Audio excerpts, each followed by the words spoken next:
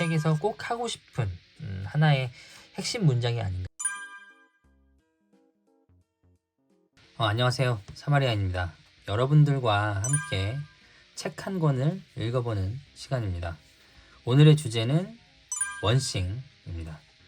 부제는 복잡한 세상을 이기는 단순한 힘이라고 이렇게 쓰여 있네요. 성공을 위한 단 한 가지에 올인해라, 뭐 이런 의미로 해석을 하면 될 것 같고요.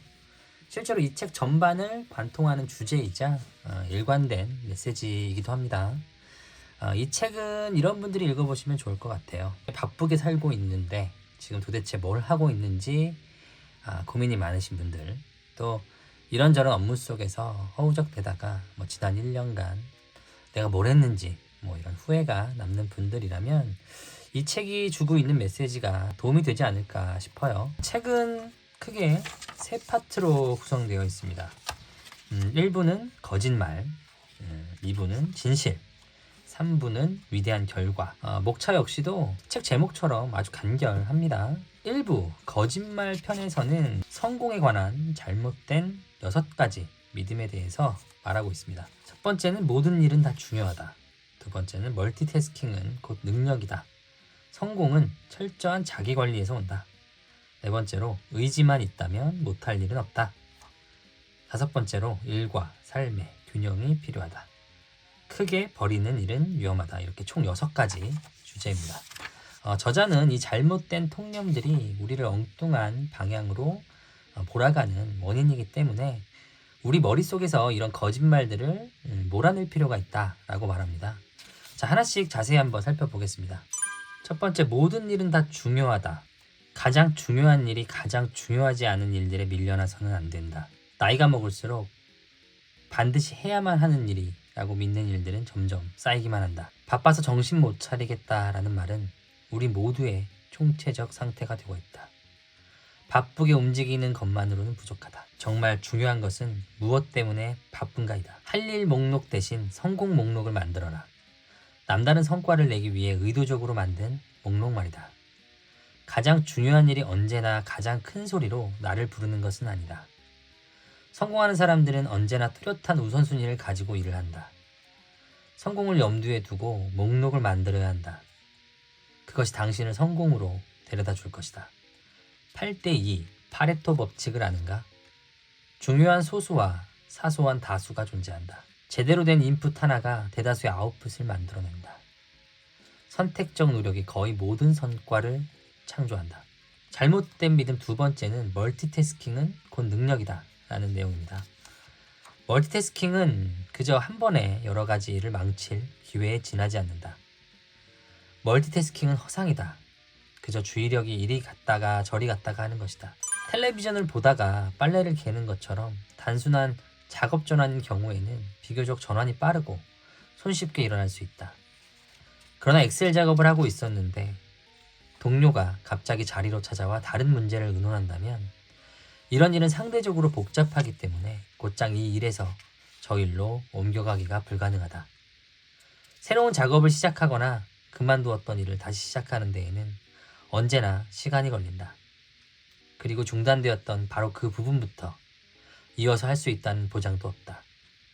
작업 전환에는 대가가 따른다. 한 번에 2가지 일을 할 수는 있지만 한 번에 2가지 일에 모두 효과적으로 집중할 수는 없다. 깊은 협곡 위에 드리워진 밧줄 구름다리를 건너가려면 말을 하고 있다가도 멈춰야 할 것이다. 한 번에 2가지 일에 집중할 때 어느 한 가지 작업이 더 집중력을 요구하거나 이미 사용 중인 두뇌 통로와 상충될 때 문제가 일어날 수 있다. 멀티태스킹은 우리 두뇌를 합선시키는 원인이다. 잘못된 믿음 세 번째, 성공은 철저한 자기관리에서 온다. 우리 문화에서 가장 지배적인 헛된 믿음은 바로 자기관리라는 허상이다. 자기관리가 철저한 사람은 자신과 절대 타협하지 않는 사람이라는 것이 일반적인 인식이다. 대부분의 사람들이 생각하는 것과 달리 성공은 끊임없이 자신을 훈련시켜야 하는 마라톤 경기가 아니다. 사실 성공은 단거리 경주다. 건전한 습관이 자리를 잡을 때 그때까지만 자신을 훈련시켜 달리는 단거리 전력 질주인 셈이다. 몇 가지 강력한 습관을 얻기 위해 선택적인 집중을 실천하면 된다. 어떠한 행동이 하나의 습관으로 확립되는 시간은 단 66일에 불과하다. 당신이 얻은 성취는 한 번의 행동이 아닌 삶에서 만들어진 습관으로부터 나온다. 잘못된 믿음 네 번째는 의지만 있다면 못할 일은 없다입니다. 의지력이 늘 발휘될 수 있다는 말은 거짓말이다. 의지력도 피곤함을 느낀다. 의지력의 수명은 정해져 있다. 아무 때나 꺼내 쓸 수 있는 게 아니다. 잘 관리해줘야 하는 한정된 자원이다. 스탠포드 대학의 바바슈브 교수가 실시한 연구가 있다. 한 그룹의 학생에게는 2자리 숫자를 외우게 하고 또 한 그룹 학생에게는 7자리 숫자를 외우게 했다. 그리고 외운 숫자를 떠올리며 다른 방으로 가는 도중 실험에 참여해준 것에 감사하는 의미로 약간의 간식을 주었다. 참가자는 맛은 좋지만 몸에는 나쁜 초콜릿 케이크와 건강에 좋은 생과일 중에 고를 수 있었다.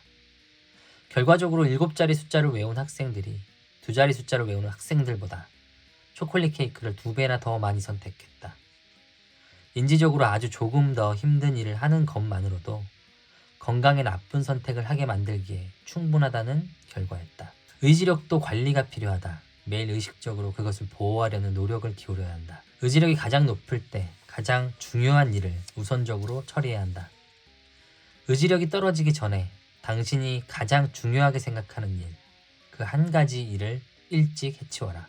매일 우리는 자신도 모르게 의지력을 갉아먹는 온갖 행동을 한다. 어딘가에 집중하고 감정이나 충동을 억누르며 목표 달성을 위해 자신의 행동을 바꾸려 한다. 당연히 의지력은 바닥나기 마련이다. 잘못된 믿음 5번째는 일과 삶의 균형이 필요하다입니다. 기적은 항상 극단에서 일어난다. 균형 잡힌 삶을 추구한다는 것은 어떤 것도 극단을 추구하지 않는다는 뜻이다. 균형을 추구하지 말아야 할 이유는 기적이 결코 중간 지점에서 일어나지 않기 때문이다. 우선순위와 균형은 함께 할 수 없다. 균형의 문제는 사실 우선순위에 대한 문제라고 할 수 있다. 우선순위에 따라 행동하면 자동적으로 균형에서 벗어나 어느 하나에 더 많은 시간을 투자하게 된다. 직업적 균형은 가장 중요한 일과 그 외의 일들로 나눠서 중요한 일에는 극단적일 정도로 시간을 투자하고 나머지 부분에 대해서는 큰 부담을 갖지 않는 것이다. 잘못된 믿음 6번째, 마지막으로 크게 버리는 일은 위험하다입니다. 큰 것이 위험할 수 있고 위험한 것이 클 수도 있지만 그 둘은 동일 단어가 아닐 뿐더러 연관되어 있는 단어도 아니다. 큰 것이 위험하다는 말은 거짓이다. 크다와 성과를 함께 이야기하면 듣는 사람이 가장 먼저 떠올리는 것은 힘들다, 복잡하다, 시간이 오래 걸린다와 같은 이미지일 것이다. 하지만 그건 사실이 아니다. 큰 일을 두려워하면 작은 사고가 당신의 하루를 지배할 것이고 큰 일은 결코 현실이 되지 않는다. 어마어마하게 큰 꿈을 꿔라. 성공은 생각의 크기에 비례한다. 크게 생각하는 것은 탁월한 성과를 올리는 데 빠져선 안 될 필수 요소다. 커다란 목표가 처음에는 닿을 수 없는 것처럼 보일 수 있다. 하지만 처음에는 말도 안 되는 것처럼 보이던 일이 막상 시작하고 나자 생각보다 쉬웠음을 깨닫게 된 적이 얼마나 많던가.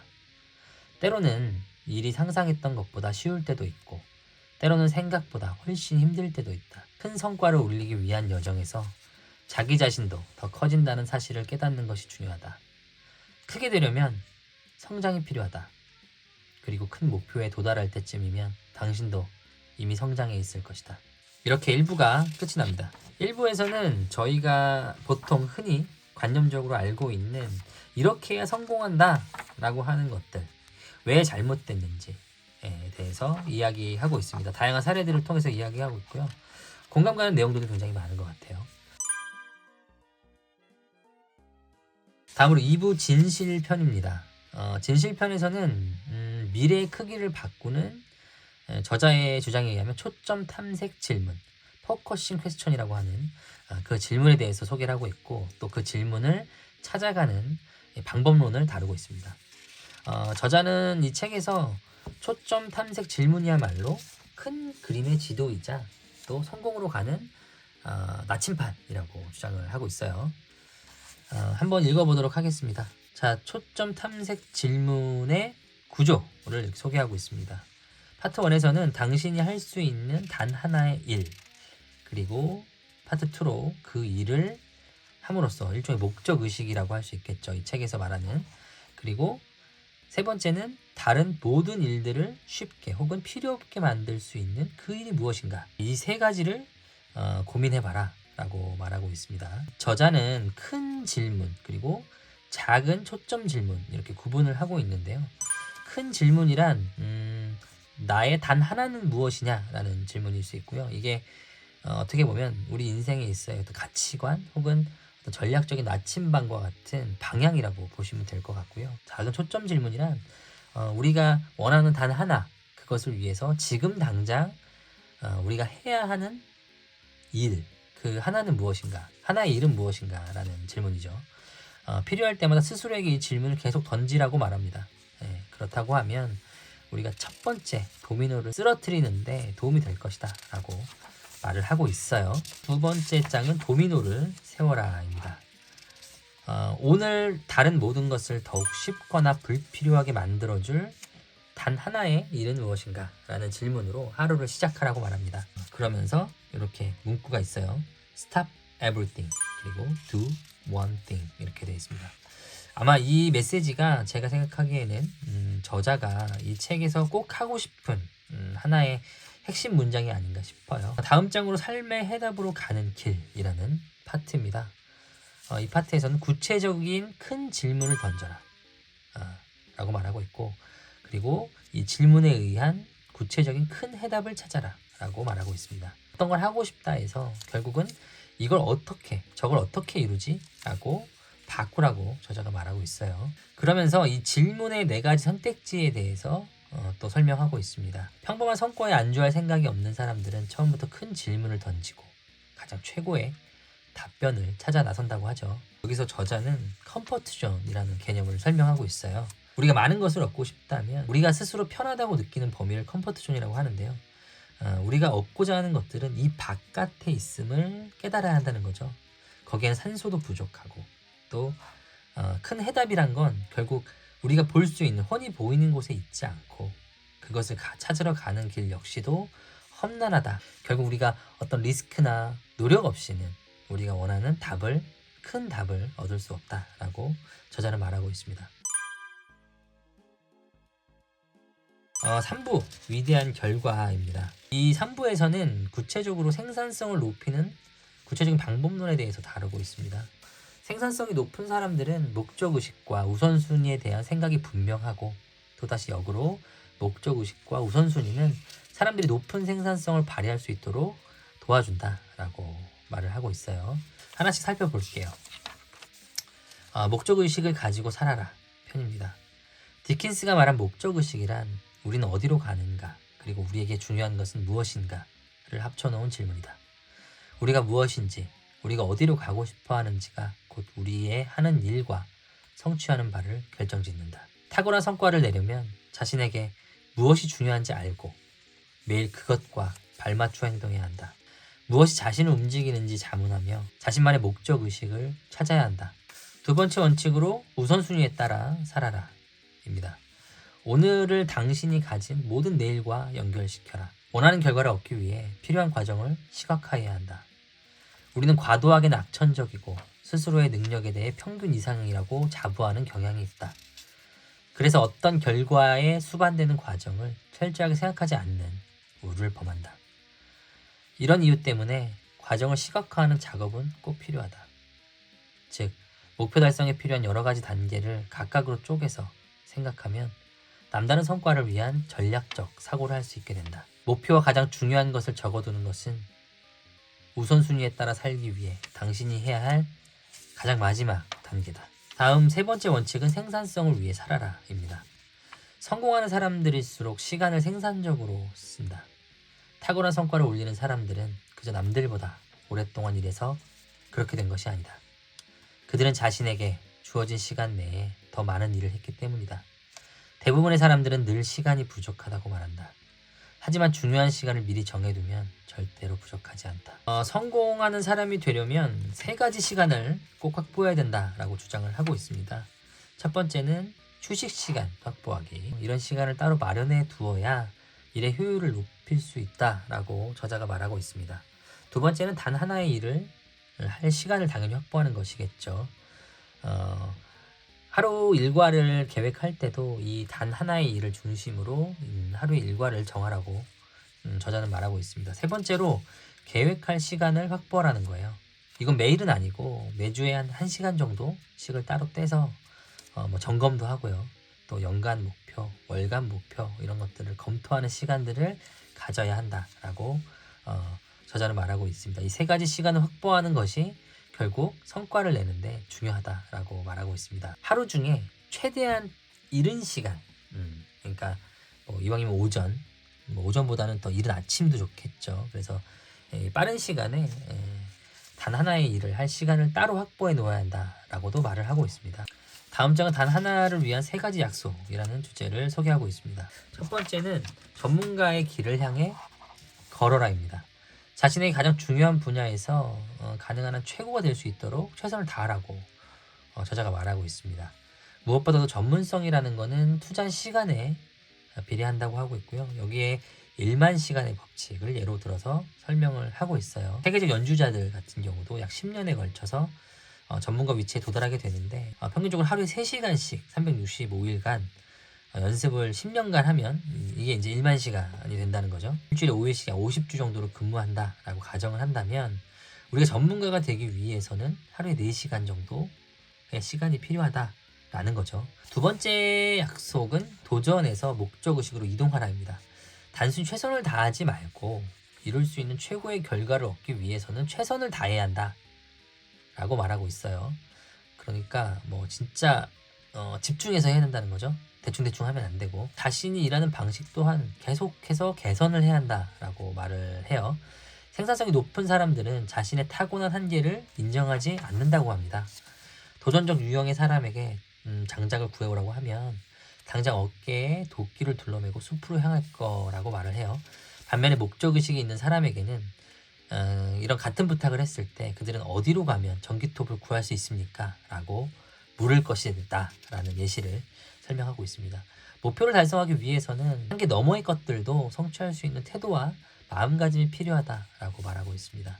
종종 불편한 일들도 기꺼이 감수해야 한다고 하죠. 남다른 성취를 얻겠다고 생각했다면 필요한 일은 무엇이든 해야 한다. 새로운 사고는 물론이고요. 뭐 새로운 기술을 도입한다던가 혹은 인간관계를 동원해서 수단과 방법을 가리지 말고 내가 원하는 목적을 이룰 수 있는 것들을 실행에 옮길 수 있도록 애써야 한다. 최선을 다해야 한다라는 것이죠.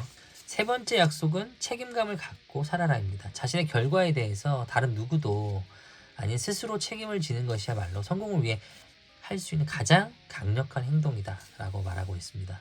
책임감 있는 관리자는 핑계가 아니라 해결책을 찾는다고 하고요.